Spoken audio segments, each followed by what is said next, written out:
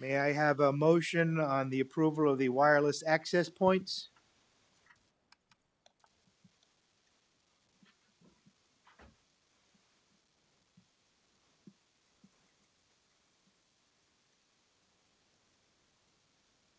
I need a motion on the approval of the wireless access points. Mr. President, Director Hayes? I move. I lost my screen. Let me get back. Okay. I move the board approve the lowest responsive bid for AirCore for the wireless access point E-rate contract in the amount of $865,475. Is there a second? Second. Director Poston, second. I'd like to ask Gary to please give us the background information on this, please. Good evening. Yes, the AirCore wireless access point replacement project is an E-rate project that comes around with federal funding. About 80% of the, exactly 80% of the funding is covered by the federal program, and we are obligated for the 20%. These are access points that are going into our buildings to replace the aged equipment that we have in there now. We'll have a higher level of distance and capacity on these new wireless access points, as well as a more stable intelligence in the product themselves. They can anticipate and remediate actions that will keep them up and functional for our students, better than the ones we got now. Do you have any questions or discussion from the board? Mr. Chairman, Mr. Poston? just questions under Exhibit B. They talk about out-of-town expenses billed at cost, parts and incidental hardware, trip charges. What does that all entail? I think it's pretty much boilerplate in the contract. There are occasions where something goes awry and they'll make themselves available to us to get out here and help us with things. But most of these parts have a incredible mean time to failure, and we haven't had a lot of problems with them over the history of our association with the AirCore products. We don't expect that to be any difference. There's always a spare in the air type situation, so that if anything dramatically goes down, we can have something to replace it. But as we're pointing out, this is a numerous type product. We're going to have 1,400 of these in our closets across the district. So I doubt that we'll have any of those incidents really arise with this particular piece of equipment. So it would be safe to say that the bottom line figure will probably be the figure we'll work with them. Yes, I'd agree with that. Okay, thank you. Other questions, comments?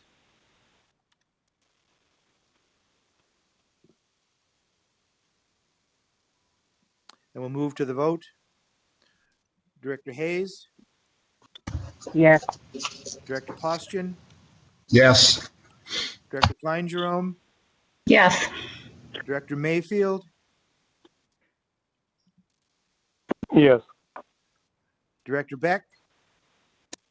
Yes. And my vote is yes, the motion carries.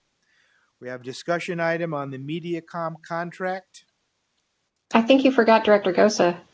Oh, I'm sorry. Director Gosa.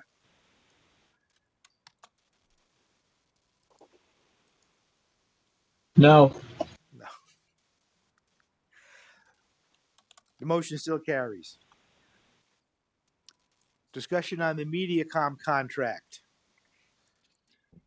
So, Mr. President, this is a discussion item that we wanted to bring to the board, and it's coming off of the conversation that we had recently with regard to accessibility. During the pandemic, as the board knows, we have procured 100 hotspots. in an attempt to have families that are in need of access have the ability to connect with our teachers and continue their learning in this new Bill that we happen. is now joining. What we're looking at is a couple other school districts in the state have been negotiating with MediaCom. In particular, they have a program called Connect to Compete, which is designed to afford internet access to families that are in need. However, having the school district be a part of that and to include the cost of that also. But at the same time, what it does is it would allow for that 100% connectivity that we currently do not have. As I mentioned in one of my videos to the community, we have approximately 80% of our students who've actually connected. Again, we need to have more consistency with those connections, but based on the phone calls home that we've been making over the course of the last few weeks, we still have quite a number of households that require connections. So I have asked quite a few weeks ago, Director Sloat to look into the possibility to investigate what has been going on around the state.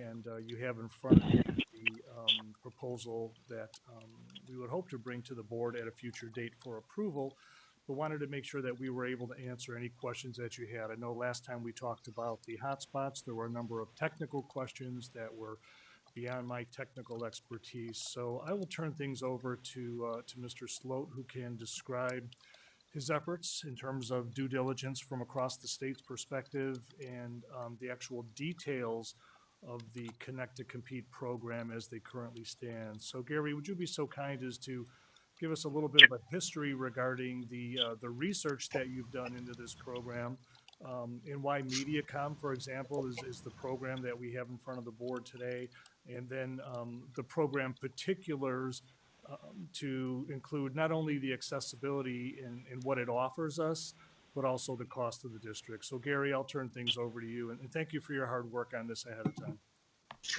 No problem at all. Thank you. So when the pandemic hit and we learned that we weren't going to be going back to school for a while, there was a pretty mad scramble by all the districts across the nation to try and figure out how they were going to bridge that digital divide so they could keep things going and address the gap. That being said, nobody anticipated that, and so hotspots were, of course, in high demand. Wireless access outside of the classroom was a conversation point. When that had been broached in the past, how do we create or cover the digital divide? It was always, hey, there are restaurants and hotspots out in the community that these kids can get to, and so we were kind of relying on that. And when the pandemic closed those all down, it changed the equation for everyone. So at that point, we were looking for other things we could do, and we were able to secure 100 hotspots right away and get those on order and get those in. We've got those out in the field right now, hopefully doing some good for the kids. We've also got wireless access points that we purchased and mounted on the outsides of our building to help encourage parking lot access. And these we all knew at the time that we were doing them were stopgap measures because we knew that there was a larger population of students than we were going to be able to adequately support with the extra things that we were doing that way. The UEN groups have a technology section that meets and converses on things, and through several of those exchanges, the one thing that came out for me was the opportunity for an inexpensive connection to the internet that would be right in the students' homes, and that this was actively being pursued by a couple of the larger school districts in Iowa, one of them being Des Moines and the other being Iowa City. I think there are several others that have gotten onto the opportunity as well. I should say that in Des Moines, they've done a really fast job of getting the wireless or getting the internet connected to all the households in the community. They're at somewhere right around 3,000 homes that they've connected. Iowa City is quite a bit smaller than that, and I figure we're going to be somewhere in the low in-between area between Des Moines and Iowa City with what we finally get installed. The way the program from MediaCom works is they're part of a national Get Connected movement where all the various internet provider companies have joined forces to try and figure out how they can help cover the digital divide. And they had a program already in place. It was $9.95 a month for basic internet service to the home, and that's a considerable savings. And there are people in our district that have taken advantage of that. When they discovered the scale that this was going to be ramping up, they thought that there was a way they could work with school districts more directly to help get this completed in a faster time frame, and with some real opportunities on both sides. So what they decided to do was slightly modify their bulk rate contract, which is what the contract you have in front of you is. This is a kind of contract they would have with hotels and motels and other areas or other parts of the industry that would have multiple connections in a given space. For our practical purposes, some of the modifications were that the recipient households would have to have already had Mediacom connectivity established for their home at some point in the past. This wasn't about new construction and trying to get out and get unconnected homes connected. At the time I did my initial research with Mediacom, we were able to conduct a phone survey through our own auto dialer, which asked 7 pointed questions about what the internet access at home was. We got about 5,200 responses, 5,228 responses, giving us an indication of the level of connectivity in the home. We then further reached out with call outs from the buildings to connect with people and make sure that the information we'd gathered was correct. And at that same time, I was able to take the addresses and do a reverse lookup with Mediacom to find out how many homes we had in the district that were either currently connected to Mediacom or could be connected without any additional construction. And it turned out to be real close to the kind of answers we were getting back from the other surveys that we were doing. So we're cross-referencing all our surveys and our information to find out and get good information on where we're going to go with this thing. Approximately 5,200 households in our district. There's approximately 9,000 households in our district.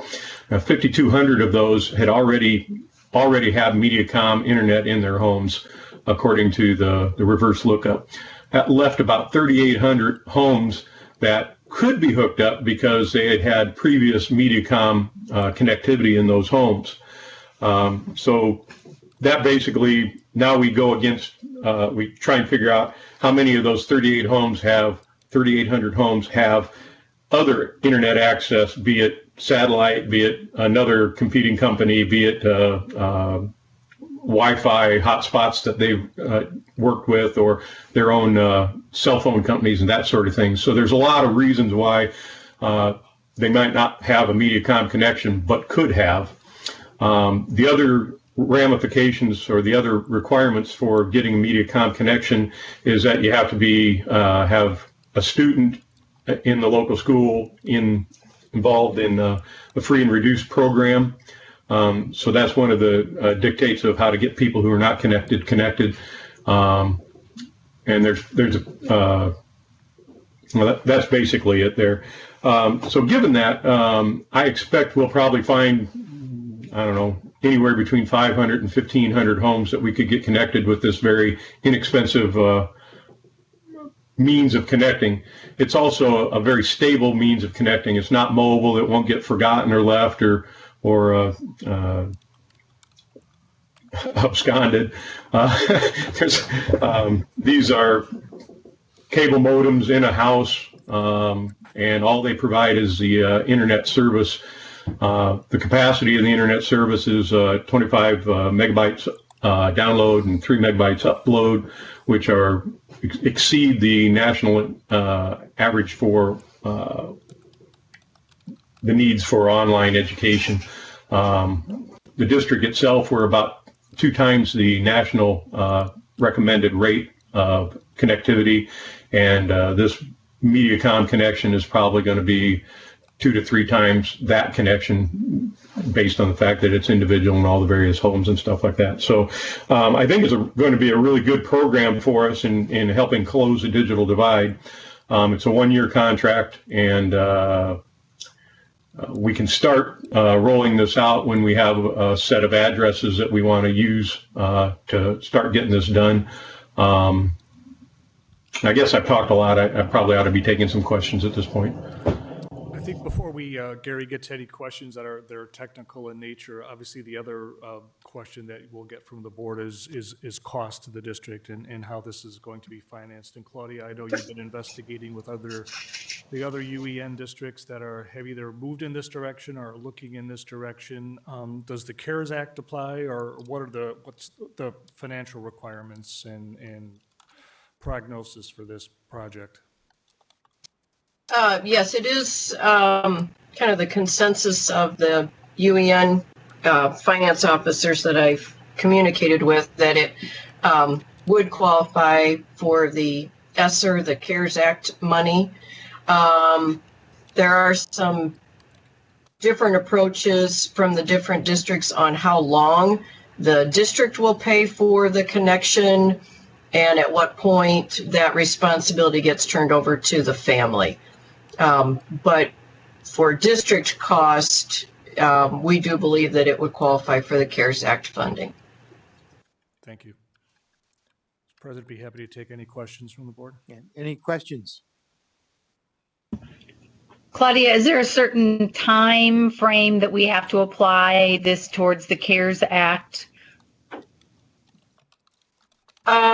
We have the CARES Act money. We can go, we're supposed to receive the funding this week, but we can go retroactive on our expenses back to March 13th when the national pandemic was declared. And then we have, I believe it's 27 months to utilize the funds.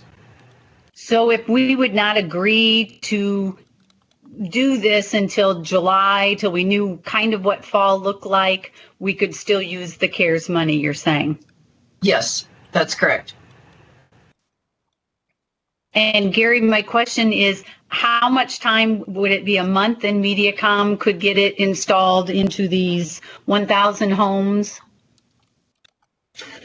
Yeah, that's a little bit of an unknown. The fact that they're not doing any installations, they've tried to do some no-touch handoffs where they bring a bag with all the parts in it and say, hook this up to the cable that's in your house, and they get it going that way. So it could be as easy as just handing off an install kit to the home. I think what they found in Des Moines is that some people needed a little more help than that, and so they had installers that would go into the home and do that, social distancing and protection, all that sort of thing. So it's really kind of I think they were really proud in Des Moines at how fast they responded, and they got those 3,000 houses done in under a month, I believe. And if we had a really well regimented list, I think they could probably accommodate some kind of timeline like that, especially if it's going to be later in the spring. Thank you.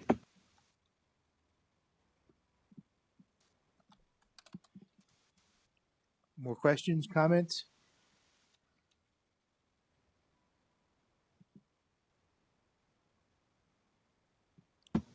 Bruce, are we voting on doing this now, or can we delay this vote till July till we know what fall looks like? This is a discussion item. We're not voting on anything this evening. Okay. Gary, anything you want to add? No, happy to answer any questions. It's a pretty solid program from where I stand. I think it would give us a lot of return on our investment.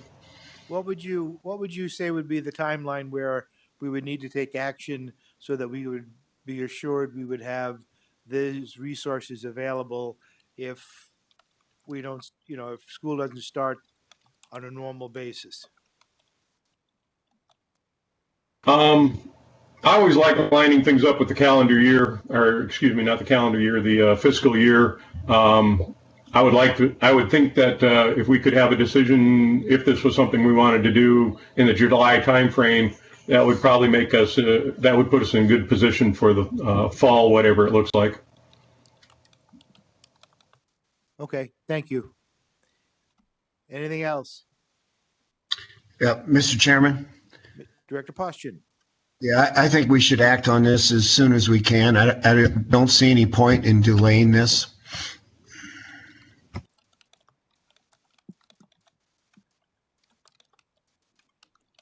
Anyone else?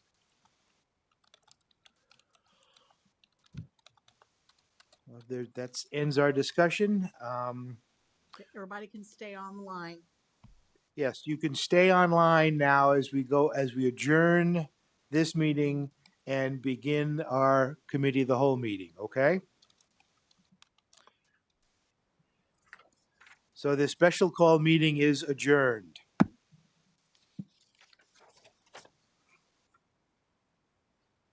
I'll now call to order the committee of the whole meeting.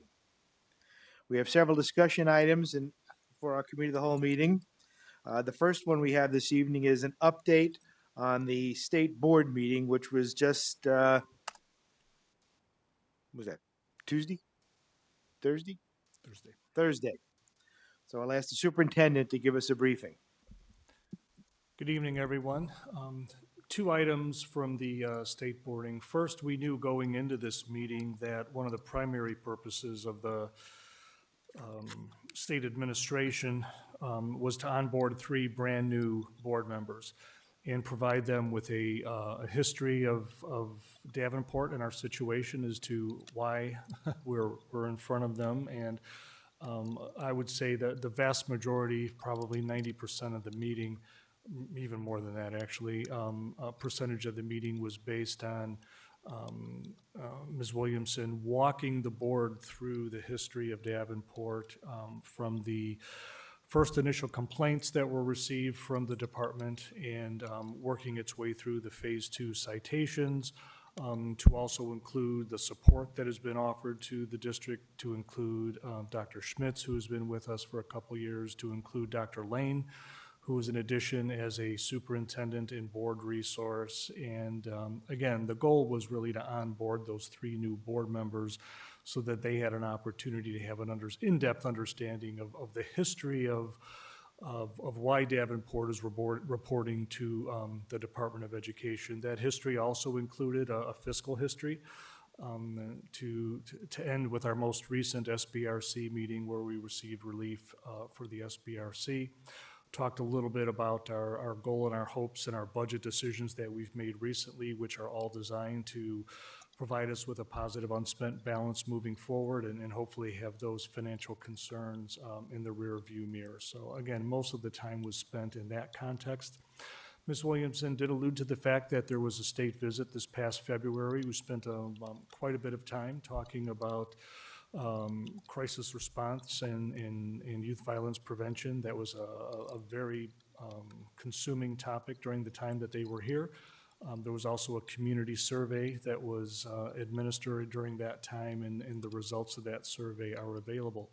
It's our understanding, and we were alerted by Ms. Williamson, that at the June state board meeting, more information with regard to the after effects of that session with the DE when they came in February will be made available to us, and the work that we need to do moving forward. So as a final piece to that, it's where do we go from here? And as Ms. Williamson mentioned, it was a negotiated phase 2 timeline and spreadsheet that we've been working through over the course of the last year. She's acknowledged that we've made it through all of the citations as they've been described. A couple of the citations have been paused, basically because of the pandemic, specifically the one that I mentioned just now with regard to crisis response and youth violence prevention.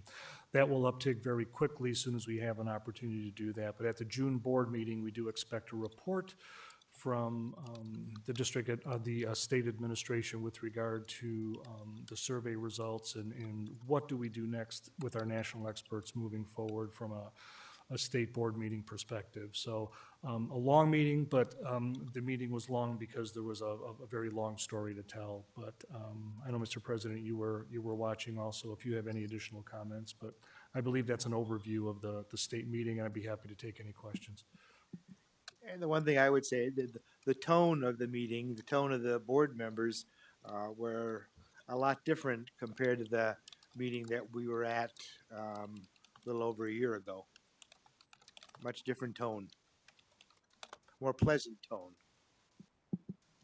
Well, and there were certainly, Ms. Williamson was very specific to talk about how the district has embraced the work that's in hand. She specifically made a point to draw attention to the diligent work of Mr. Schneckloth, who was the interim superintendent, for setting that tone and getting us on the right path and, quite frankly, the right trajectory, which we've been able to stay on through the course of the year. So I do agree with you. I think the tone and the whole relationship between state administrative officials, school district officials, state board, our school board, I think that relationship has shifted dramatically, knowing that a large investment has been made in our success on behalf of the state, and we're certainly appreciative of that. Any other comments or questions concerning the state board meeting? Yes, Mr. President, I have one Dr. question. Hayes. Was there, Dr. K, any discussion related to as to when we may be considered again for full accreditation? Not specifically at this meeting. We talked about negotiating next year's spreadsheet as to the work that needs to take place. At a previous state board meeting, Ms. Williamson had suggested that they would be here for a while, but they never put a time frame to this. I think given our success and given that the work that we've been doing, knowing that we still have challenges ahead of us, please don't get the sense that I'm dismissive of any of the work that needs to be done. But I'm very hopeful that our relationship, our ability to provide deliverables to the state, which we have done, will allow us to get our full accreditation as soon as possible. I have in the back of my mind, if we can accomplish that in the next school year, that's a goal that I have in my mind, and I would hope that would be a goal of the district. And we'll work very closely with the state to see if we can attain that goal. That's my goal. It's not the state's goal, and certainly they'll have some say in the eventual conversation. Thank you. You're welcome. Other discussion or comments? Bob, I also listened in, and it sounds like everything they've asked us to do has to be completed by August. And if they're going to keep us on this plan, it would have to be all renegotiated. So do you believe there's any possibility that we have completed everything by the August deadline, that we would get that accreditation back as early as August? In all honesty, I think the fact that they alluded to the fact that we will be renegotiating that spreadsheet for phase 2 for next year, that to me was a comment to suggest that we would still be under conditional accreditation. I could be wrong, but that's how I took the comments from Ms. Williamson. Thank you. Anything else? Okay, we'll move on to the plans for graduation. Dr. Belsky?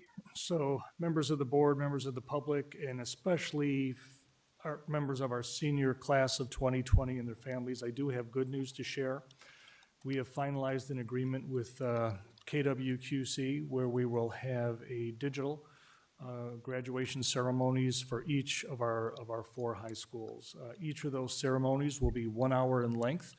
They will take place on June 6th of this year. So for example, we are now in the process of having our student speakers record speeches. I'm working on mine. I know the principals are working on yours. President Potts will welcome everyone to the graduation ceremony.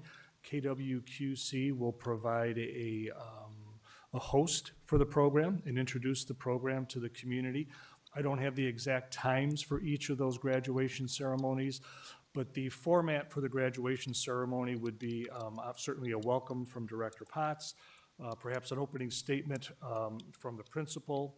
Then we have student speeches, And in between all of these speeches, we envision about 5-minute vignettes that will show a picture of every single one of our graduates with their name. Their name and picture will be up on the screen for 5 to 6 seconds. We'll switch to the next picture of the next graduate, so on and so on and so on. After about 5 minutes, we'll switch to another graduation speech, mostly from students that are coming forward. The whole process should take about an hour. So we're all set for June 6th for a Channel 6 graduation. Very pleased that KWQC is willing to participate and give us the airtime so that we can celebrate the success. So that's a done deal.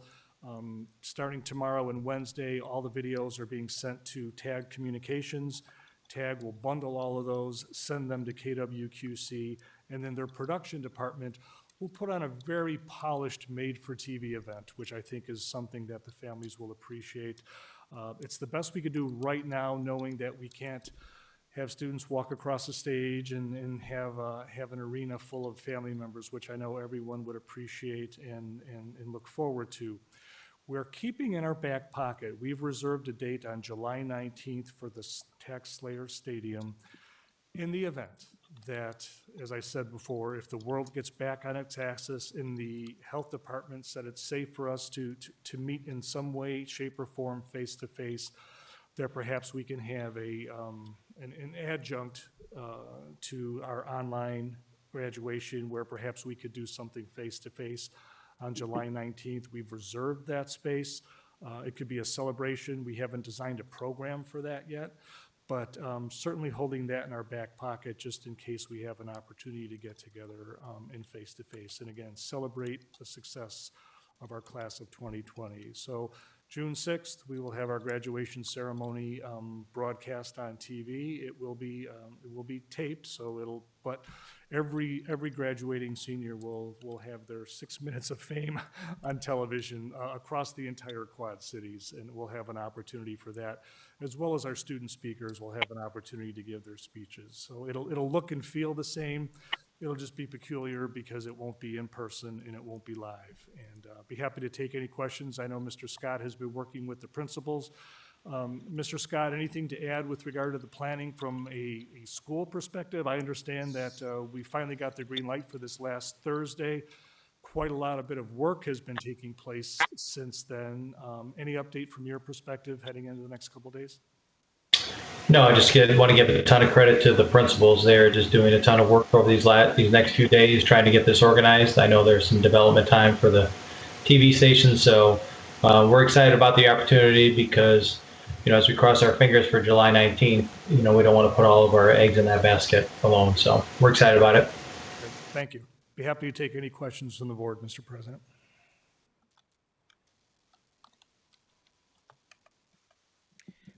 Is this going to be on Channel 6 or is it going to be on their Channel 6, Cozy 133 or whatever? It's my understanding that it's on the full-blown Channel 6. Ooh. And you will open the ceremony, just so I you know. shall. Okay. With my 30 seconds. Exactly 30 seconds, not 31, 32, 30. And is this going to be in the evening, daytime? I don't have the times yet, Director Beck. As soon as I get those times, Okay. we'll announce those to our families. Okay, thank you. I'm assuming this is not one of those 2 a.m. sort of episodes. I know they're very excited about the opportunity also as a community partner, and as are we.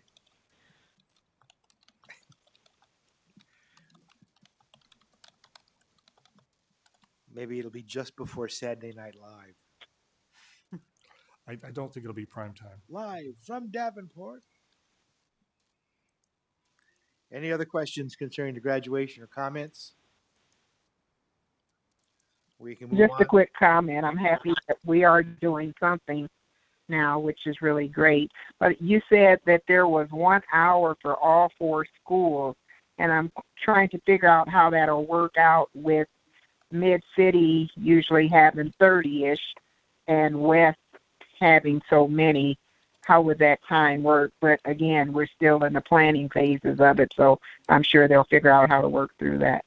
So that's a good question. I asked the same. Mid-City has an option to do a 30-minute ceremony as opposed to 60 minutes. The difficulty is that there's no in between. There's no 35 or 40-minute ceremony because of the schedule of programming for television stations. So Mid-City will have to make a decision to either get everything done in 30 minutes or give really long speeches to take up the entire hour. Rob, has Mid-City suggested which pathway that they're preferring at this moment? Yeah, they're actually shooting for the hour segment themselves. And again, to her question, each school has their own hour. So it actually would be 4 hours of programming per district.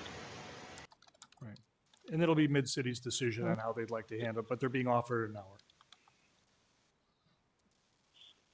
So they can almost have a regular ceremony because when we're live, it takes about an hour for their ceremony, and the others will go really quickly, I'm sure. Yeah, we spend a lot of time walking in and walking out, so we should be able to do a pretty good job within an hour. Okay. Thanks. I'm excited for that.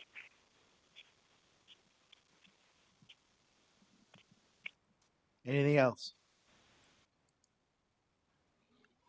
Okay, we'll move to getting an update on the digital learning.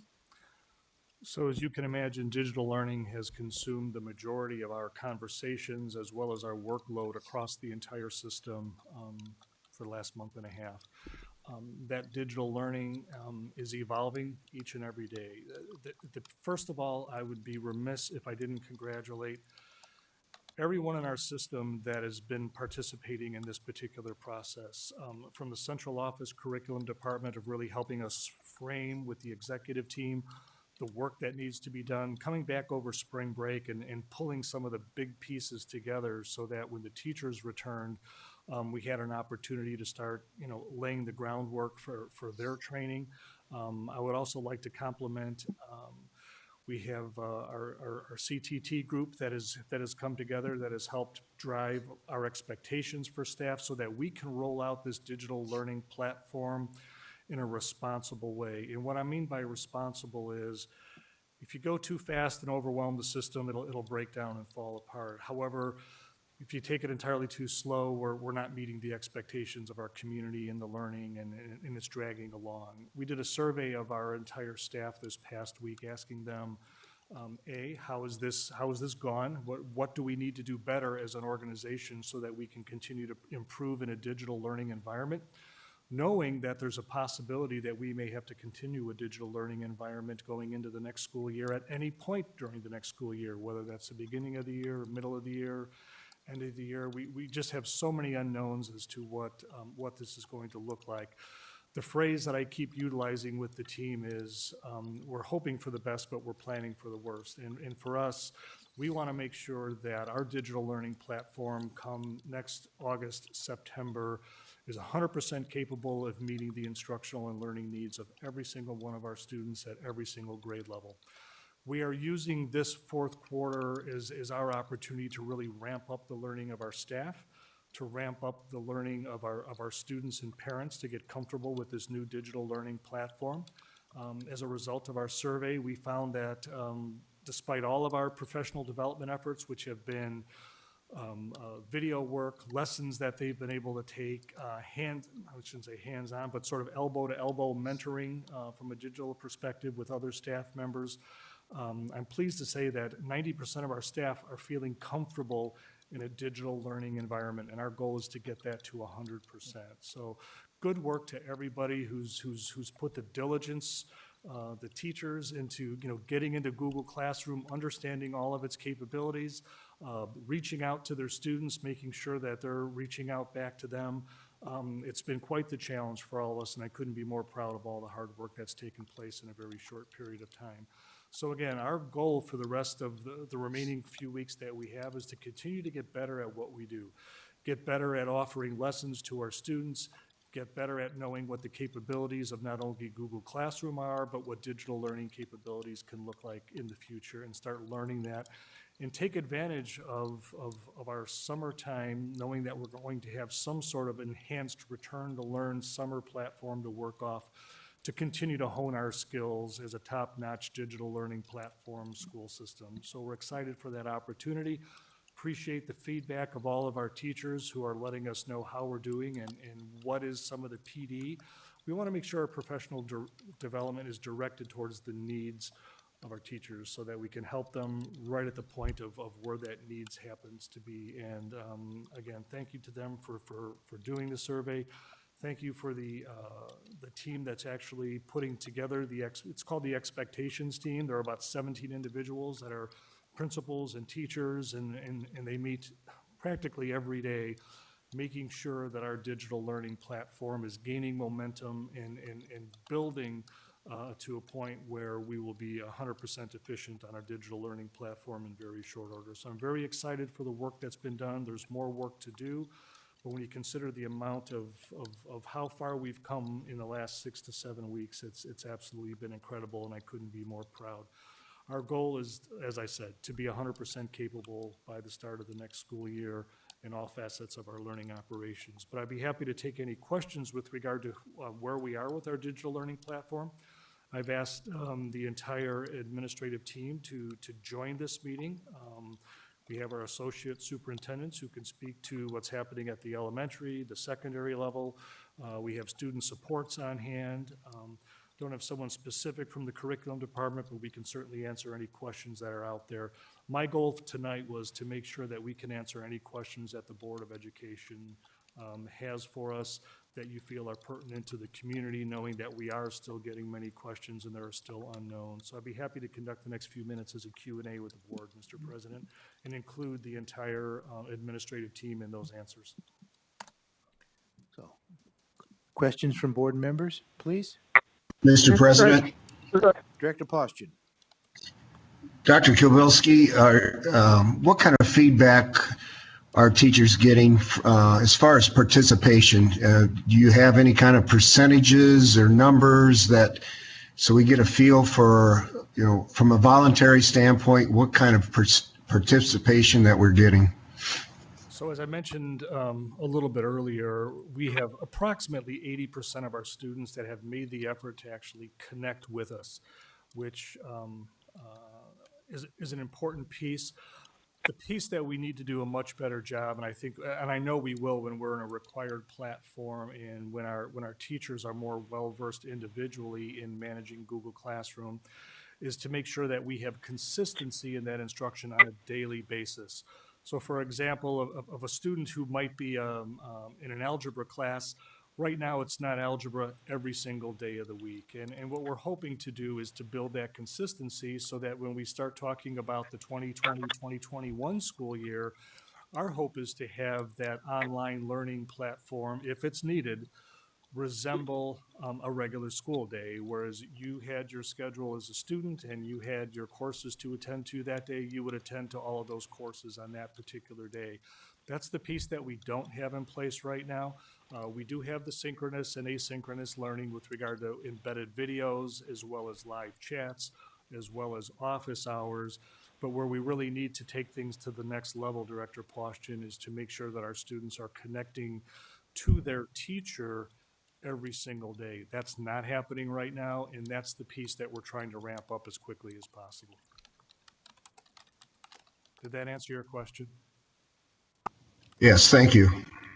Can I piggyback off of that and ask, do we know what percentage of elementary versus middle versus high school students have interacted with teachers? I don't have the spreadsheet right in front of me, but I do have that by building, and I'd be happy to share that with the board.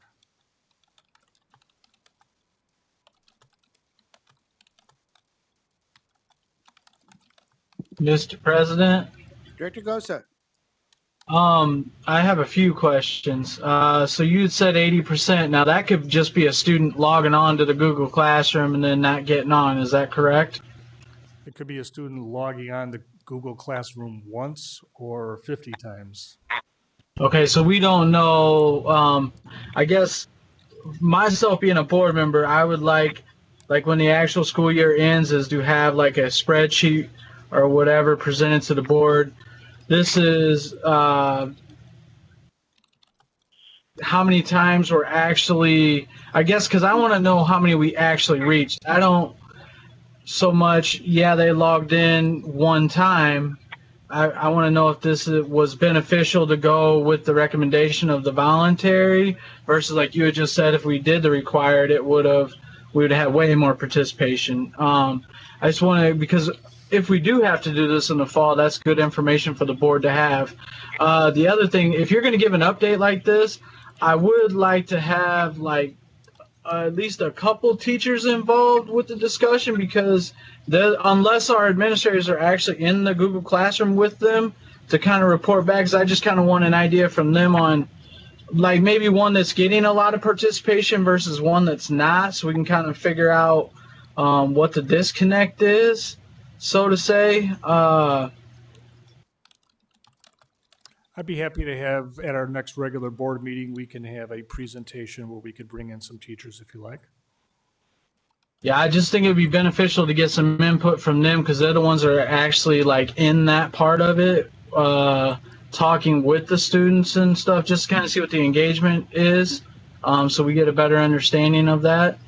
I mean, I appreciate everybody's work on it, but I just want to make sure that we're getting a good return on investment, I guess. I know it's voluntary and not as many are doing it, but I'd just like to know what we could improve on or whatever to make it better for possibly the fall. That's one of the reasons we gave the survey. We're looking to have a model of continuous improvement. So we deliberately asked all of our teachers, what is it that we can do as a system to make sure that we are doing this that exceeds the expectations of our community and exceeds the expectations of the school board. Okay. And then when that survey gets done, does that information get shared with the board? Or who does that go to? Right now, it's an administrative survey, but we can certainly put together an executive summary of that and share that at our next board meeting, where we know we have more active participation from our community with regard to viewership. We can certainly make that an agenda item. Okay. Yeah, no, I just, I feel as the board, we should be doing our checks and balances on all this stuff, so we're doing our job, our due diligence. That's what they pay us the big bucks for. I had a couple other questions, but I kind of forgot them during the process, so I'll come back to it.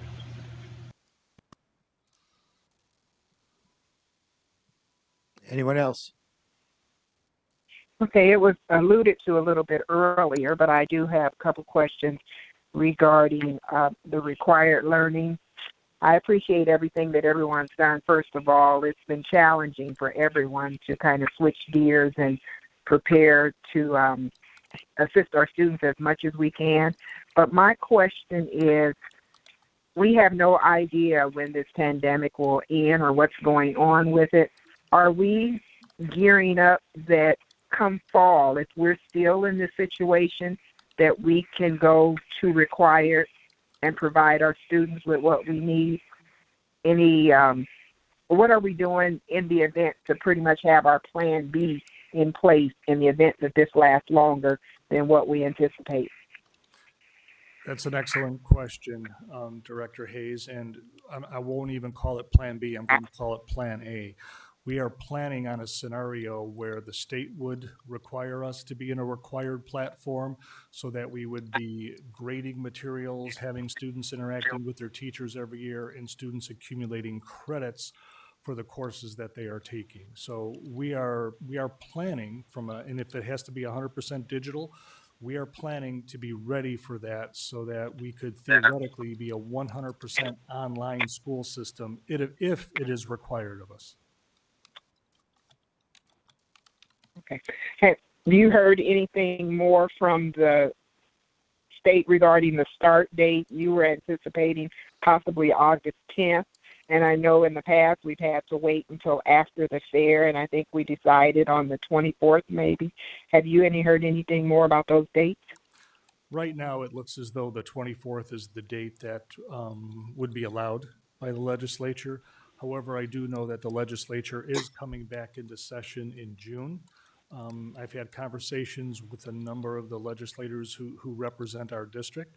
I've shared with each one of them our preference for starting even earlier. One of the things that will certainly enhance our ability to be successful next year is to have more time. Time needs to be an ally of ours. And when I say time, we need to extend the school year much along the line of how they manage a year-long schooling. I'm not suggesting year-long schooling in the form that you're used to, but if we can extend the school year, which allows us to take the learning loss from the fourth quarter, place that learning loss in terms of standards and learning and grades and credits into the next school year, the more time we have to do that, the better. Obviously, from an academic perspective, we have to condense our curriculum so that we can get essentially 5 quarters worth of curriculum into a 4-quarter school year. I know the math doesn't work out, but intuitively, that's probably the easier way for me to describe that. In addition, we also have to take into account the social emotional development of our students. The last thing we want to do is rush through a school year and have everyone so incredibly stressed out that whatever information they're gleaning and skills that they're developing falls by the wayside because they're just socially and emotionally drained from a process. So if we can build in some 3-day weekends along the way so students can finish a term paper or catch up on some materials, my feeling is going into the research of year-long schooling, there are academic benefits to that, there are social emotional benefits to that. I'm not suggesting we start on August 1st and go to July 31st. That's not what I'm saying, but perhaps a mid-August start that takes us into mid-June of next year and just extends the school year so that we can get all the content standards in that we hope to, but at the same time, do it in a responsible way where we're not creating any angst and anxiety within our students beyond what they would normally have in a school year, if that makes sense. It does. Thank you. Sure. My understanding, though, that the state has said if you're going to start earlier than the statutory date, you have to instruct for more than 180 days. Has to be in addition to. Yeah, so those days have to be in addition to your normal instructional days. That then becomes, in my thinking, a financial question. Because I can't imagine that the teachers would come work for 2 weeks in August as community service. Not at all. And I think the only solution to that would be an opportunity for extended spending authority, which probably has the hair on the back of everyone's neck standing up in this room right now. But that would be with permission as opposed to just doing it. It would be a completely different dynamic. But again, that's one of those unknowns that's still out there. Can I ask a question that piggybacks on that? I said that again, sorry.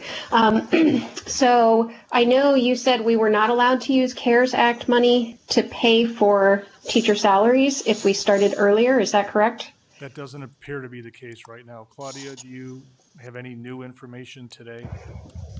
No, nothing new came out today on that. Okay. Is there a chance that we could use CARES Act money to pay salaries right now while they're on, say, pick the date we started online learning or that schools, were supposed to reopen but didn't through the end of the year, pay teachers with CARES Act money for that so that we retain a little bit at the end of the year? I know that doesn't change our spending authority, but it's, kind of a good faith effort for not spend everything we have to. The initial answer I have on that is no. Plus, there are a whole host of issues with regard to current contracts that are in place. And so we had this discussion at the AEA with all of the superintendents. And at the end of the day, the recommendation was not to extend this school year. I'd be happy to share with you all the other reasons why it was recommended. Oh, it wasn't to extend this school year. I meant, can we use CARES Act money instead of our normal pot of money to pay for the salaries that are being paid right now through the end of this school year? I've never heard that exact question asked, but we will ask that exact question. But I think based on the answers that I've heard from similar questions, the answer has been no. But we'll ask this question very specifically to Mr. Cooley. Is there a way in the survey that you took, if you do it again, to try to get at how much time per day teachers are actually spending now online putting out their lessons and interacting with students? We didn't ask them that specific question this time around, but we could nuance that. I think that would be a good piece of data to have. Because, you know, we're paying our teachers, and their contract is a 7-hour, 40-minute day. And I don't know if it's taking 7 hours and 40 minutes a day that they're working on this. And maybe if the reality is that they're doing 3 hours a day and we're paying them for 7 hours and 40 minutes a day, that maybe they would give us a little of that time back in August. Well, So I'm not optimistic about that. Well, in deference to the work that's being done, keep in mind it's being an educator, you know that not all of your time is in front of students, and planning lessons is a significant component of that. And when we asked teachers to take lessons that they were planning on giving face-to-face and now turn that into an online lesson, that took a lot of time. So they might not have been face-to-face with students for 3 or 4 hours a day, but I can assure you, and I was thinking of this as a ex-social science teacher, all the lessons that I had in my lesson plan books and my sheets and how I had to change everything for this new platform, that took a heck of a lot of work. So I have to appreciate that and acknowledge that piece. The other that I would also acknowledge is that during this pandemic, perhaps you've all experienced this too.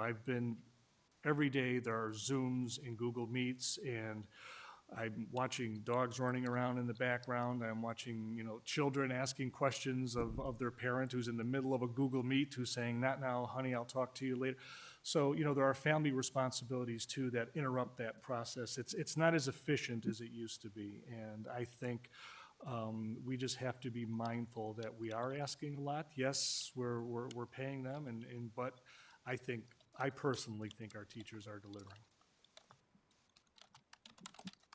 Okay, thank you. No, I don't necessarily disagree. Especially if you were a teacher that was a lecturer, and now you got to put it on a computer, on a screen for kids to see. That's challenging. Or conversely, if cooperative learning was a big part of your delivery repertoire, and now project-based learning, those things. Yeah. Think of all the hands-on pieces that we would have, taking place, and all the movement that would be taking place in the classroom. You have to redesign. But that's the instructional method we've encouraged for years. And now we had to revert back to the old days for the timing. So we need to be creative and innovative. And I'm seeing that creativity and innovation. Director Gosa made it a point. I'm going into those Google classrooms to see what they're doing and what that's looking like. And I'm pleased. Would I like to see more students involved in that? Yes. Mm-hmm. But I do think that will come in time when we're ready to go, with everybody having access and with all of our teachers fully trained. Any other comments from the board? Mr. President? Director Poston. Just going back, following up to what Director Hayes commented about voluntary versus required. And I guess I'm assuming all the board members would be in agreement with this, that come this fall, if we have to do online learning, it will be required. I think, that we've had enough time for the training and everything. So I don't think we have any other options. If we actually have to be with online training, it's going to be a must that it's required. And Director Poston, I think that's actually going to be dictated by the state, quite frankly. I agree with you. So we're preparing for that.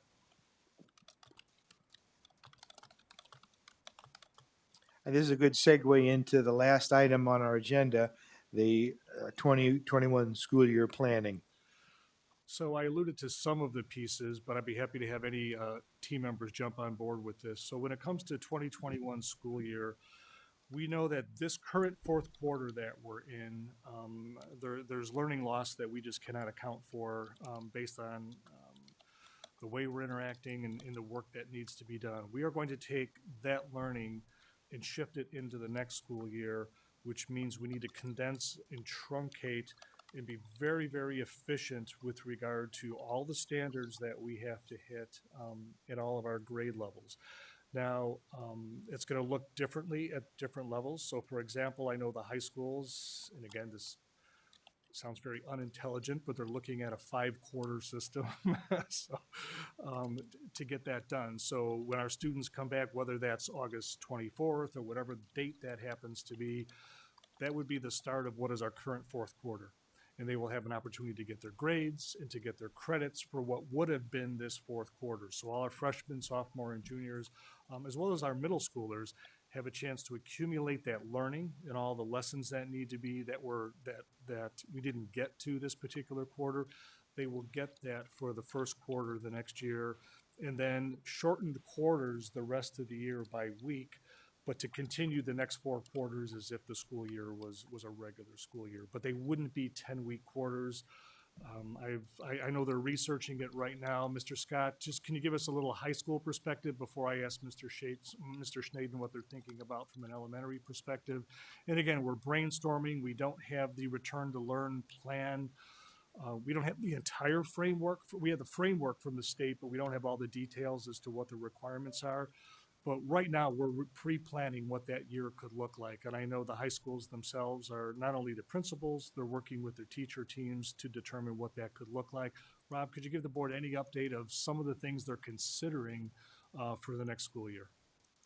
Sure, as you explained it, each of the 5 quarters would be about 7 weeks long, 35, 36 days long. We're really talking about for the current 9th grade through 11th graders, moving their class selections, the classes they were in, right to what I would call the 0 term, the term that'll start when we come back. And so basically they'll get exactly what they missed, whether it was the 2nd quarter of Algebra 2, whatever class it was, biology, chemistry. For our incoming 8th graders, we're looking at taking those courses and putting them in 4 blocks. And the ones that we really need to address they are in some high school level classes, so Spanish, algebra, and then also lining them up with a language arts or a math course. So those are our 4 courses we're really primary around for just that 0 term, and then their high school schedule would start up just like as if they came on a normal year. So again, one of our goals is to try and create more time during the school year. We've had our early release Wednesdays for a very, very long time, and we're looking to see if we need to modify that approach, knowing that our professional learning communities and teachers working with teachers is valuable time and it's important to us, but it's a very peculiar school year, and maybe there's a way that we can maximize that time and gain more instructional minutes. So if we're down to a 7-week quarter, but maybe the minutes aren't quite as bad as it sounds at this point in time, because we're looking for some extended learning opportunities by adjusting our school day schedules, reducing perhaps some of the assessments that we give throughout the course of the entire school year so that we can buy some of that time and really look for opportunities, professional development days, perhaps scale those back in a sense of scaling to make them more efficient, because we know there's work that needs to be done. But again, trying to build a schedule where time isn't the detriment that it appears to be right now. And we're going to look for every opportunity to find instructional minutes, hours as the year unfolds with our day schedule as well as our calendar. I don't know, Rob, did I state that properly? Yep. We've got 7 professional development days. We've got those early out Wednesdays. We've got 4 or 5 other 2-hour early release days for students. So looking at all of that as we're in the hours, looking at all that contact time with students, but that's a plan we still need to figure out. Just a lot of brainstorming there. Well, and then the other piece that's actually an exciting element of this is seeing as how we're getting very good at this online learning platform, looking for opportunities for blended learning, where students are interacting with their teachers during the day, but then there's also the online opportunities overnight to work with their classmates and do some of the work that perhaps would normally be done in a classroom now could be done in an online environment. Again, more efficiently, buying some more and building some more time into our schedule. And this is one of the positive effects of what we're going through right now, is the opportunity to really transition and utilize the efficiency and the effectiveness which the research suggests in a blended learning platform from a secondary perspective. Any questions from the board on secondary? Because the story is very similar from an elementary, but typically the majority of questions start at the secondary level and work their way down. So I'd be happy to take any questions so far. Mr. President, Director Hayes. I have a secondary question, and I think it may be directed at Mr. Scott. For our current and upcoming dual students, have we taken a look at what that may look like for catching up with or zero semester versus working towards a college degree? Yeah, so actually the 5 quarters fits nicely with their schedule, because basically the time they lost the 4th quarter, we're just picking them up and taking their 4th quarter from this current year and dropping it right into the 0 term next year. So they are losing 2 weeks of instruction, maybe 8 days of instruction in that class, but they're still getting most of the priority standards, and so I don't see a conflict there. Okay. So I guess they would start at 0 from where they left off, and then at the 1st quarter, then that's where they would begin their dual?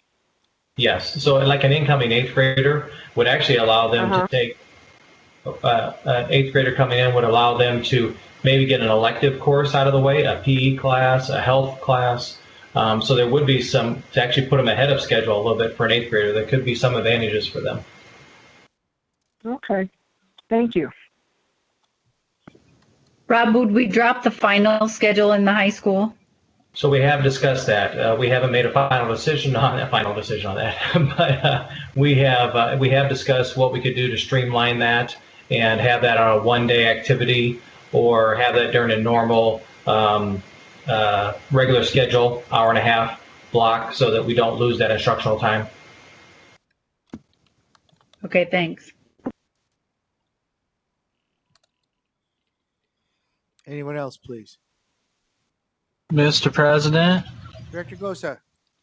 I have a question. So the 9th graders to 11th graders from this year, have there been any talks about dropping the credit requirements like we did for the seniors for this year, because they essentially lost out on 2 credits?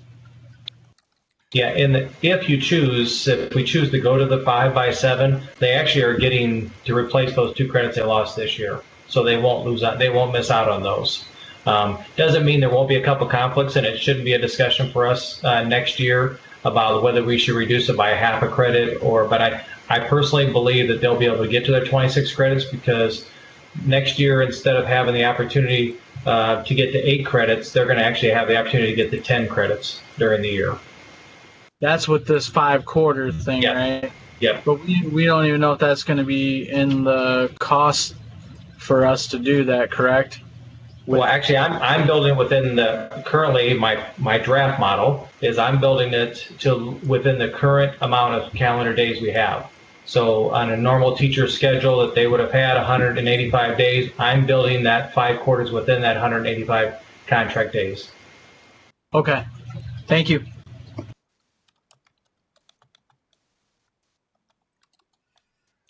Rob, won't we, though, by changing the block schedule, have to do some, maybe not for this junior class, but for future classes, do some changes on credit requirements for graduation?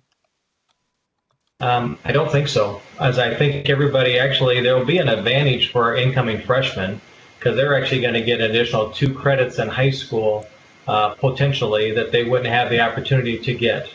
You know, a normal high school kid can have 32 credits when they graduate if they took every class full schedule. So for our 9th grade through 11th grade, they should have the same amount of overall opportunity credits, which would be 32. I don't see that impacted.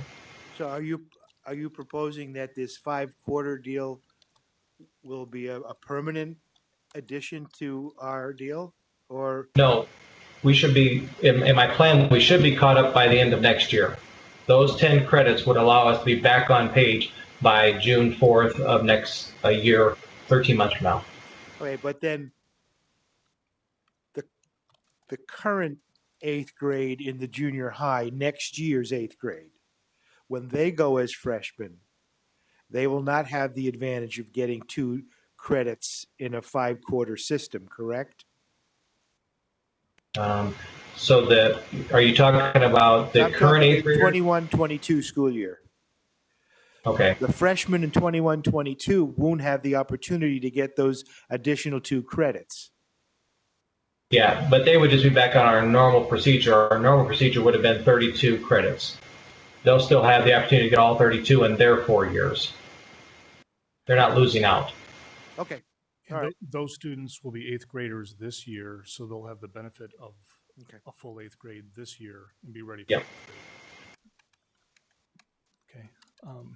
Mr. Schnaden, can I ask you if you would be so kind as to give us an elementary update as to what your principals and their internal teams are brainstorming for next year? Actually, yeah, we had a meeting today and started doing some professional learning with the curriculum department around best practices. And I understand that same workshop is going to be presented to secondary later in the week. We know that we want to run the same calendar K-12. So looking at this 5-quarter idea at the secondary, we would use that first quarter to do this makeup learning. We know that it's not about seat time. We know it's not about putting your seat in the butt for 5 more weeks and then you learn that material. We know we're going to have to look at the essential standards that were missed or that should have been taught during this time we were out. We know we're going to have to put our MTSS system to work, this multi-tiered system of support. Our teachers are going to begin immediately looking at pre-assessments that could be done with those kids as they come back in the fall or enter that new grade level, and immediately begin providing the interventions that are necessary based on, some kids will have it. Some kids will be ready to move on. Some kids will need more and some will need a lot. And so we'll set up the tiers of intervention in order to close the gap with that lost learning. Our teachers have given us some great ideas. Every one of the elementary principals had a meeting where they spent time with every teacher at every grade level talking about their ideas on how to capture this catch-up learning. And it's a spreadsheet that goes for probably 100+ ideas of ways we could integrate new planning and new ideas to catch these kids up. All of that will be shared. Actually, tomorrow, our DSAT will start talking about this return to learn plan, our district student achievement team. So we know that there's going to be a lot of work to do, but I think they've already begun some of that work already. And I think the big thing is we want all buildings to look more alike than different. And we know that we want to run the same schedule district-wide K-12. Thank you, Bill. Questions from the board? Hey, Rob, I have a question about middle school because I think we talked high school, we talked elementary.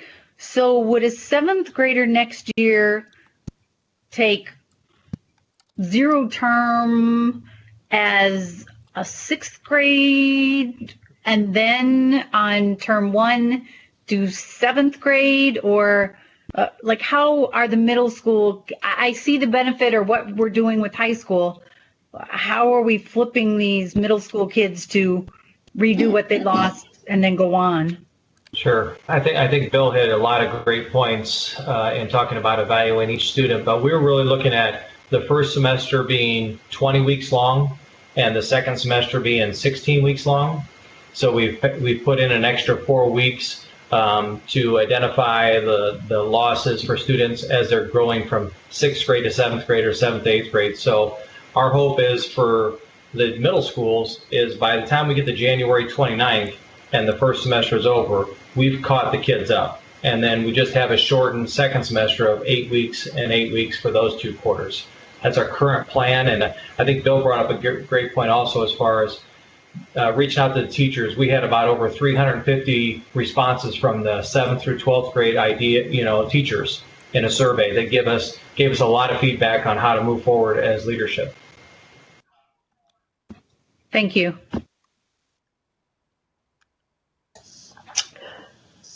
I have a question.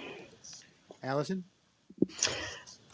Yeah, so I know we're moving, excuse me, to sixth grade in the elementary for the first time as well. And I kind of see it as an advantage because those kids who would have lost, fifth grade, who lost fifth grade this year, are going to be with some of the same teachers in the following year. But are we facing any additional hurdles or issues with staffing or anything like that with that additional complication of changing the model a little bit?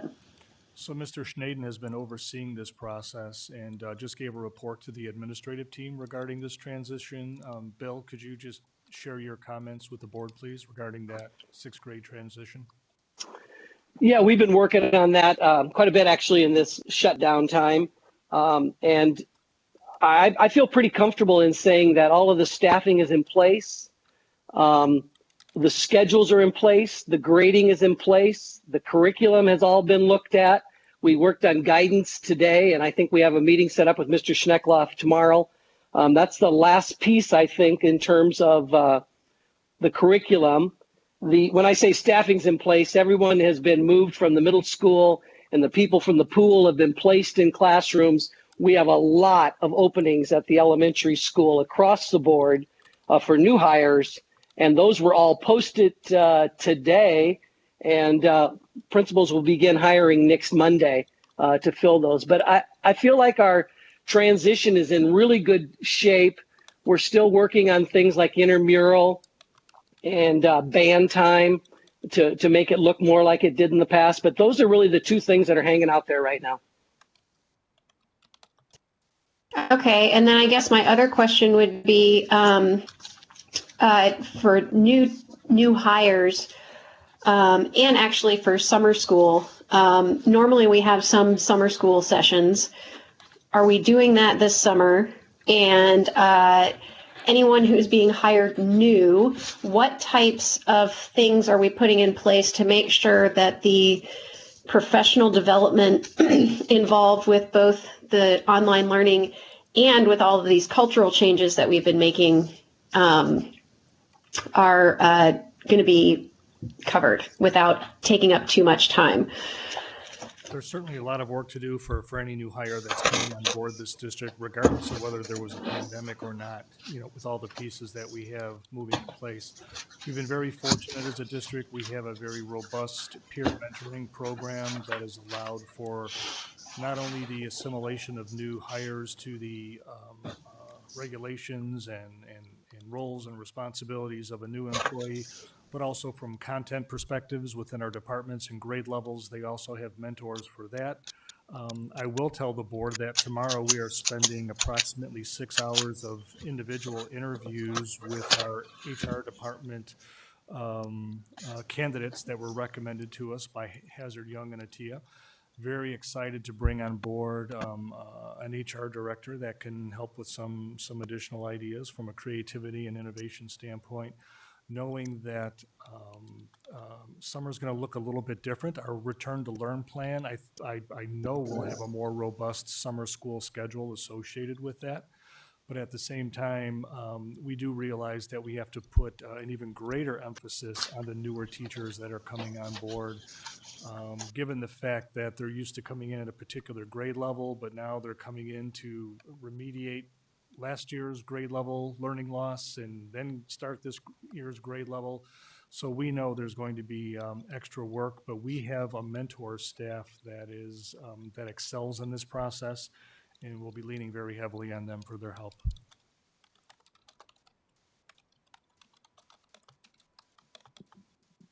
I have a question. It's Clyde. Go ahead, Linda. So it's Clyde. Clyde. Oh, go ahead, Clyde. I'm sorry. We look like, anyway. My question is, where are we at with the special ed in hiring? Where do we fall in hiring enough teachers to deal with that? Clyde, it's a great question. And Sandy, you will be taking on the reins of our Executive Director of Special Education. Can you give the board an overview of the hiring needs that we have and the plans that we have moving forward heading into next year?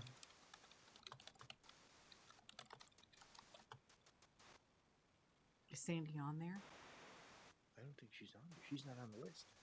Oh, I apologize. She was on my list. So yes, special education is certainly at the forefront of our mind. We know that this is a hard to fill position. We're hoping that with having Dr. Schmitz as our executive director, that we can tap into additional resources that she has across the state in her extensive network of professional contracts, so that we make sure that we have the appropriate number of special services staff to accommodate the needs of all of our special needs students. It is a priority for us, and that priority has begun already. I understand that, but didn't tell me where we're at. As Dr. far as, Bilski? Go ahead, Rob. Number. Bill and I did meet with Susan and Sandy and the HR department last week, where we went over every single school and talked about the openings they had. So there was a very clear expectation of they have this many Strat 2 openings, this many Strat 1s. And then I know that they've also, Susan and Sandy, have created an additional 10 openings at the district level that they're trying to hire, just so that we are trying to get those. So we have those people hired, and then a school has someone leave during July, then they could use that person to replace them. So I know this was a year where a lot of communications happening with the HR department about each school and where they're at. And then Bill and I both have led the expectation to the schools, to the principals. Those hirings need to be done prior to going June 15th, which we discussed in our cabinet meeting. Dr. Goldstone, are you still on the call?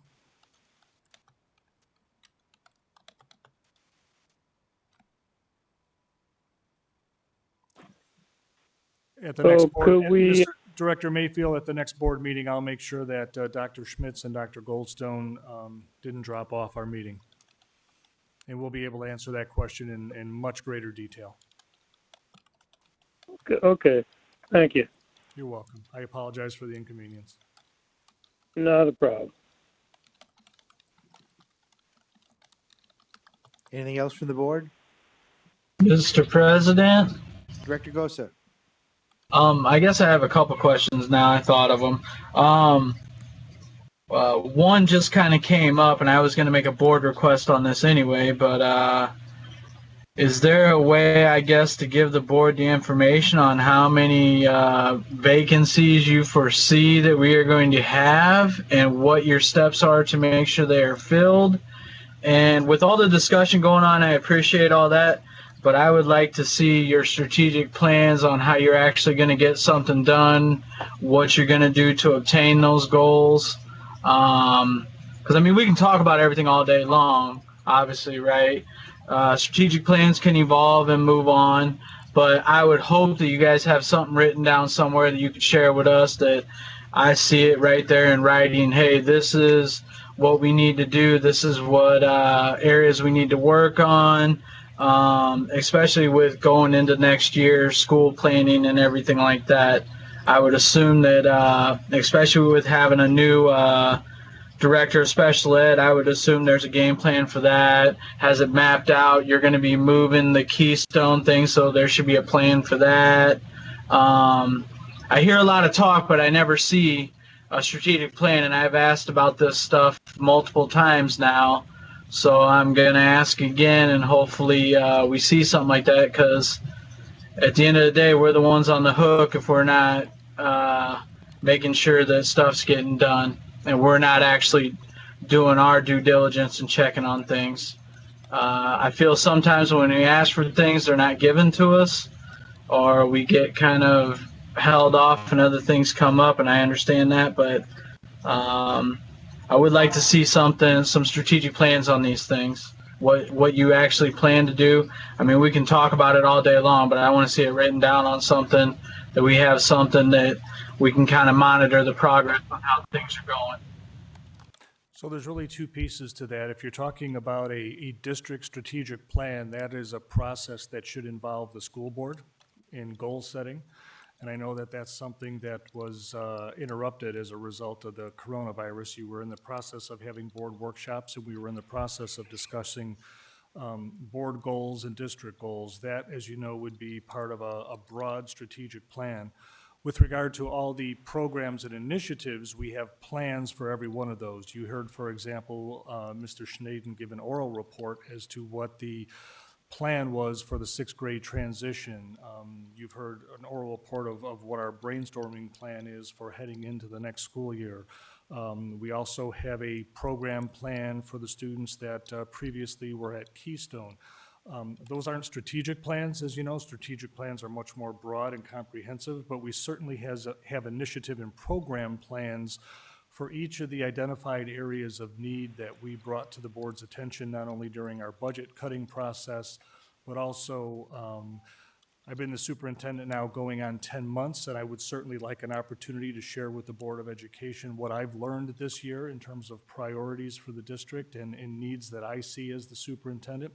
That takes into account much of the information that I've assimilated, as well as the commentary that I've received during my interaction with the community. So in terms of a strategic plan, I agree with you completely. I would suggest that the board and the administration engage in a broad community-based strategic plan that puts all of these pieces together so that we're in agreement on what our goals are. This is the first time that I've been in a district that doesn't actually have clearly articulated goals with performance indicators that are driving the decisions. And to your point, Mr. Gosa, we need to move in that direction and identify those. But that's a broad process that must include the Board of Education.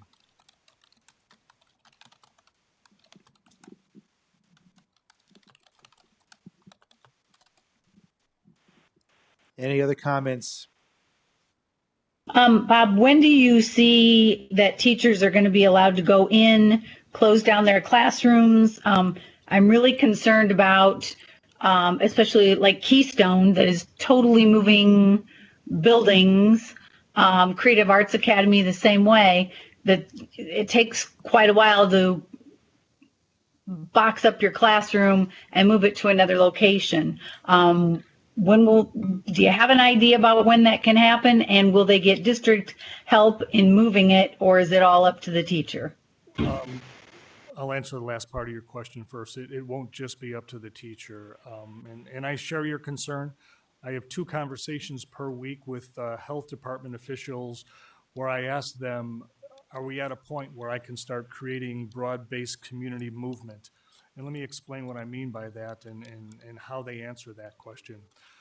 Davenport School District has a responsibility that goes beyond most businesses and most of the enterprises that are in the community, and that's strictly a function of our size. We have 15,000 students in the district. We have nearly 3,000 employees in one way, shape, or form in this district doing work for the district, and that doesn't include parents and families and siblings moving around. One of the things that was driven home to me in a conversation with Dr. Katz, as well as other individuals at the health department, is Davenport plays a very significant role in the health of this community. If as a school, Davenport school system, if the school system were to all of a sudden create processes where everyone in this community started moving around again and it wasn't a safe environment to do that, we could be potentially contributing to the community spread of this virus. So knowing that we have that responsibility, given the size of the district and how much movement we would create, we have to be very judicious in how we do this. So I'm in close contact with the health department officials. They constantly remind me at the end of the day, it's my decision, but I always ask them for a recommendation in what they think.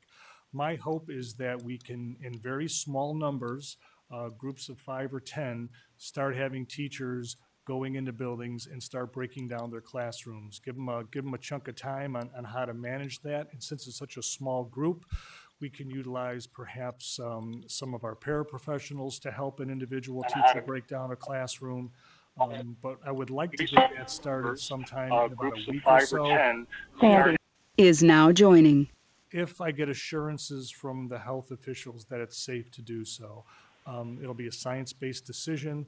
If they tell me that there's a fear of community spread or we're about to have another spike, I'm going to go with their recommendation. But in a best-case scenario, Director Jerome, my hope would be in about a week, we can start breaking down those classrooms, getting teachers as much help as we can. As I said, maybe bringing in a complementary parapro that can work at a safe social distance, at least 6 feet away, and get that work done. The health and safety of my employees and all of the community is my number one concern right now. And I understand the need and desires to break down classrooms and move things around. And unfortunately, we're beholden to the health and safety of the community first, and I'm going to stick to that. And I will keep trying to find an opportunity to safely get employees in to do that type of work as best we can. Well, and more so than having a para in helping you break down your classroom, if you're moving from Keystone to West, North, Central, wherever the intermediate or elementary, once they box it up, it would be nice if maintenance or some group would actually take those boxes and relocate them to whatever building they're going to. And I'm told that we've done that in the past where we've closed schools. It's not uncommon, and it's an expectation that we have. So it's absolutely would be my answer to that. Dr. Kobylski, Yes. this is Sandy Schmidt. I'm sorry you guys couldn't hear me, so I called in. Oh, I apologize. All right. So No, it's fine. So do you mind, Mr. President, if we circle back? So earlier in the conversation, Dr. Schmitz, we had a question from Director Mayfield regarding the staffing needs from a special ed perspective. Could you give us a sense of where we stand today and the efforts that you're taking to help us manage those special education professional staffing needs?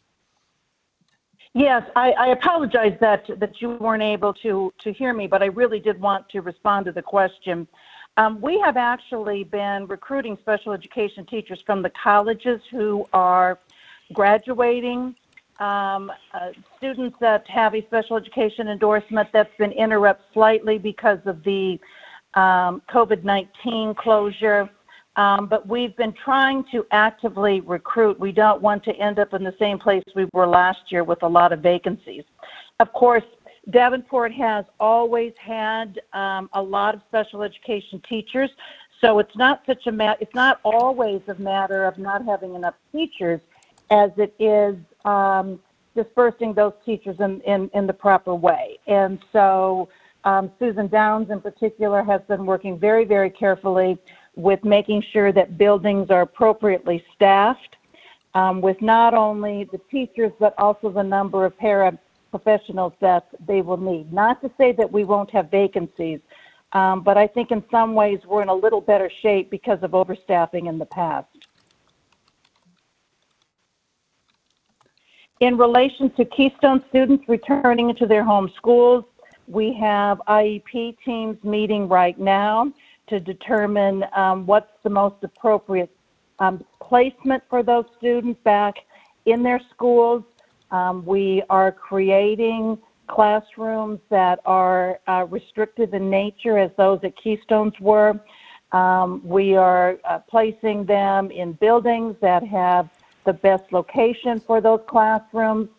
And so I'm feeling really good about where we're at, about ensuring that the Keystone students with IEPs have a successful transition, not only for the student individually, but for the rest of the student body and teachers.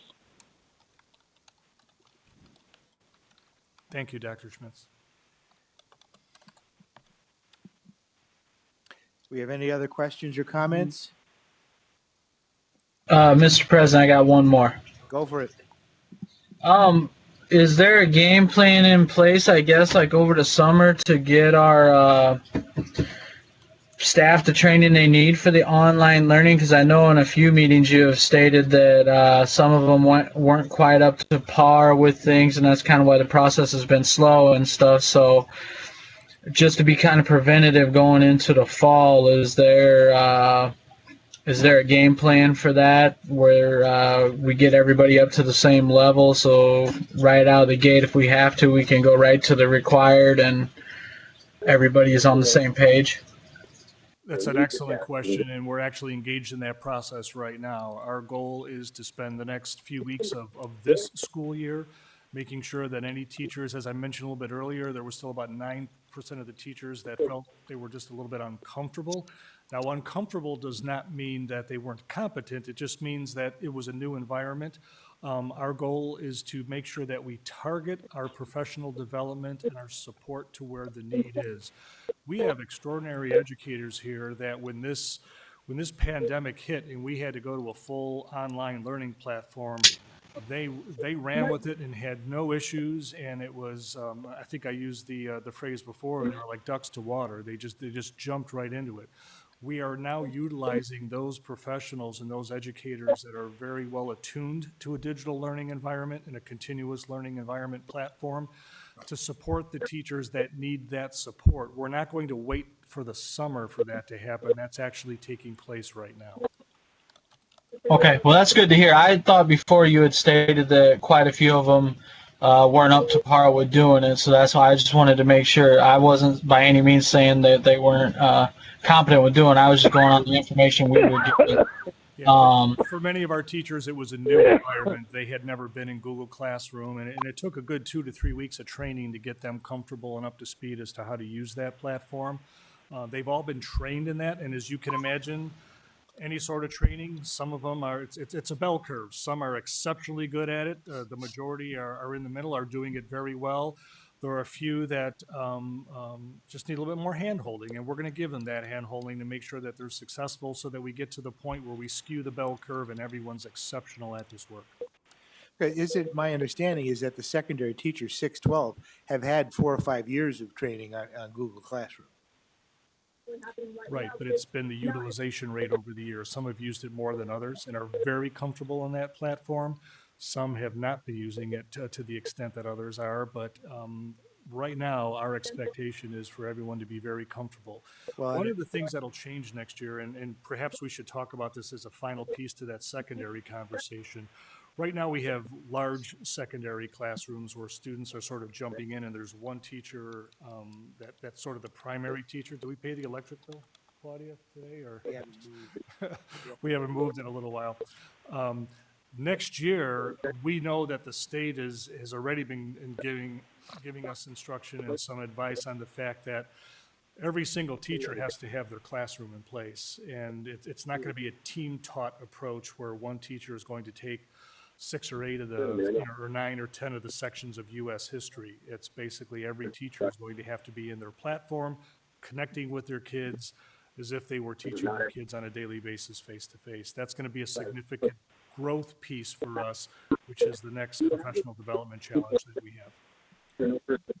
Well, the difference, too, is training that's theoretical is different than your attention to training when you actually have to do it. Asymptomatically, before or without any symptoms, it complicates things. If you could use screening tests to test for symptoms and have. This is Clyde. Urge anyone to mute their mics if they're not speaking. Do we have any more comments or questions from the board? Yes. I also think this idea. This is Clyde. Go ahead. I'm not quite sure I got an answer to that question. I know she got on there and said some things about tentatively working on it, but I really don't know. There got to be some numbers how short we are when it comes to teachers, whether we're, first of all, I don't know how many special ed teachers we have, whether that's 100 or 50, but percentage-wise, how far are we from being full staff, and how many do we have to hire? Because I'm not hearing that, and that's basically what I was asking. So I will defer again to Dr. Schmitz, and Dr. Schmitz, in comparison to last year, is sort of a framework for the number of special ed positions we were short in August when we were starting the school year. Do you foresee a similar situation, or based on the allocations and the needs that we have right now compared to the staffing that we have right now? Can you give Mr. Mayfield and the rest of the board any sense of numbers that put us in a better place than where we were last year, with last year sort of being the reference point? You know, I really can't. I would be very happy to collect that data for you. We have about 250 special education teachers in the district. As far as the number of vacancies right now, I'm not sure, but we can certainly get that for you. I appreciate it. Thank you. Will that be at the next meeting, or how will that be conveyed to me? However Dr. Kobilski would like to convey that information for you, we can do that. We can have it for you very quickly. Or send it to me, yes. All right, thank you. I can put that in a board update and send that out. We were also told all 3 high schools are getting Keystone kids, 2 intermediates and 1 elementary. Could you tell me what intermediates and elementary are getting Keystone students? Yes, we were, when we looked at the Keystone students as their IEP teams are making decisions, we really believe that many of those students who were there with IEPs can be incorporated into the programs the high school buildings already had. And that might sound a little strange, but some of the kids who were at Keystone just remained there after they were initially placed. And I don't believe that there was a good review of when they could return. And so some actually maybe could have returned and could have been incorporated back into the building. So the number of students who will need the type of classroom that Keystone operates are actually much smaller than the number of students with IEPs that were currently at Keystone. So long answer to your question, all 4 high schools will have a classroom. We were planning to have a classroom at both Wood and Williams, but the number of students who will need that type of classroom is small enough that we can really do 1 classroom, we believe, at Wood, and possibly 2 at Wood if we need them. And so we'll only have, the only intermediate school that will have such a classroom will be at Wood. At elementary, it's Hayes and Wilson that will host the 2 classrooms. There just aren't enough students at the elementary and the intermediate to have very many buildings needed, but there are a number of kids at the high school, so we will have it at all high schools. And Dr. Schmitz, at the elementary levels? It's at Hayes and Wilson. Sorry, thank you. But IEP teams are still having their meetings, so we're anticipating numbers, but won't know absolutely for sure until they make their determinations.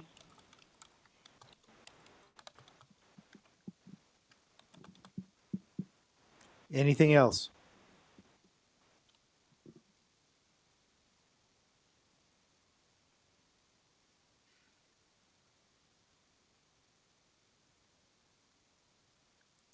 Okay, well, I think we had a very, very broad and deep discussion tonight, both in our committee of the whole meeting and in our special call session.